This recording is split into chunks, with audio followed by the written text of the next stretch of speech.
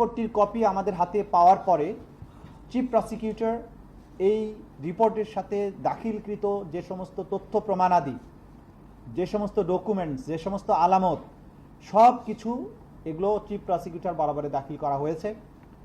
Chief prosecutor আইন অনুযায়ী এই সমস্ত রিপোর্ট, তথ্য প্রমাণাদি, আলামত সব কিছু বিশ্লেষণ করার পরে তিনি যদি মনে করেন যথেষ্ট প্রমাণাদি পাওয়া গিয়েছে, তাহলে তিনি সেগুলোর ভিত্তিতে আনুষ্ঠানিক অভিযোগ অর্থাৎ ফর্মাল চার্জ আন্তর্জাতিক অপরাধ ট্রাইব্যুনাল বরাবরে বিচারের জন্য দাখিল করবেন। ফর্মাল চার্জ দাখিলের পরেই বিচারের আনুষ্ঠানিক প্রক্রিয়া শুরু হয়ে যাবে আন্তর্জাতিক অপরাধ ট্রাইব্যুনালে।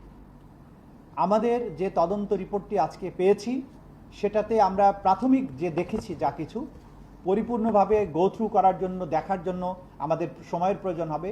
সেটা দেখেই আমরা পর্যালোচনা পূর্বক ফর্মাল চার্জ বা আনুষ্ঠানিক অভিযোগ দাখিলের ব্যাপারে কাজ করব। তো প্রাথমিকভাবে তার বিরুদ্ধে মূলত 5টি অভিযোগ আনা হয়েছে। সেই 5টি অভিযোগের 2টো অভিযোগের কথা শুধু আপনাদেরকে আমরা জানাবো, বাকিগুলোর কথা আজকে আমরা আপনাদেরকে জানাবো না। প্রথম অভিযোগটা হচ্ছে যে তিনি এই মানবতা বিরোধী অপরাধ সংগঠনের উস্কানি দিয়েছিলেন, প্ররোচনা দিয়েছিলেন 14 জুলাই তারিখে সংবাদ সম্মেলনের মাধ্যমে আন্দোলনরত শিক্ষার্থীদেরকে রাজাকারের বাচ্চা, রাজাকারের নাতিপুতি, রাজাকার এইসব বলেছিলেন এবং বলার মাধ্যমে তাদের বিরুদ্ধে যে মানবতা বিরোধী অপরাধ, তাদের বিরুদ্ধে রাষ্ট্রীয় বাহিনীগুলোকে, আইন শৃঙ্খলা রক্ষাকারী বাহিনী এবং বিভিন্ন বাহিনী, গোয়েন্দা সংস্থা, তাদেরকে লেলিয়ে দেওয়া হয়েছিল এবং লেলিয়ে দেওয়ার পাশাপাশি আওয়ামী লীগ, যুবলীগ এবং ছাত্রলীগ তারা সহযোগী বাহিনী অর্থাৎ অক্সিলিয়ারি ফোর্স হিসাবে একইভাবে সমস্ত রাষ্ট্রীয় বাহিনীগুলোর পাশাপাশি অস্ত্রশস্ত্র নিয়ে এই আন্দোলনকারীদের উপরে সর্বশক্তি নিয়ে ঝাঁপিয়ে পড়ে, তাদেরকে হত্যা করে, আহত করে এবং অন্যান্য মানবতা বিরোধী অপরাধ সংগঠন করে।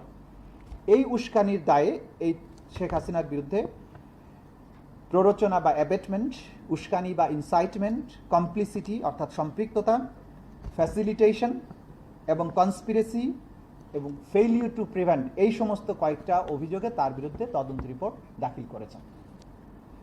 দ্বিতীয় যে অভিযোগটা এখানে করা হয়েছে তদন্ত রিপোর্টে, যেটা আমরা দেখেছি, সেটা হচ্ছে সরাসরি নির্দেশ।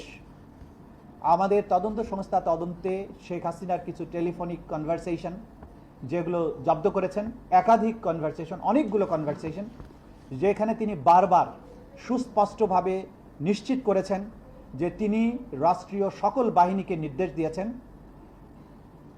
হেলিকপ্টার, ড্রোন, এপিসি সহ মারণাস্ত্র ব্যবহার করে নিরস্ত্র, নিরীহ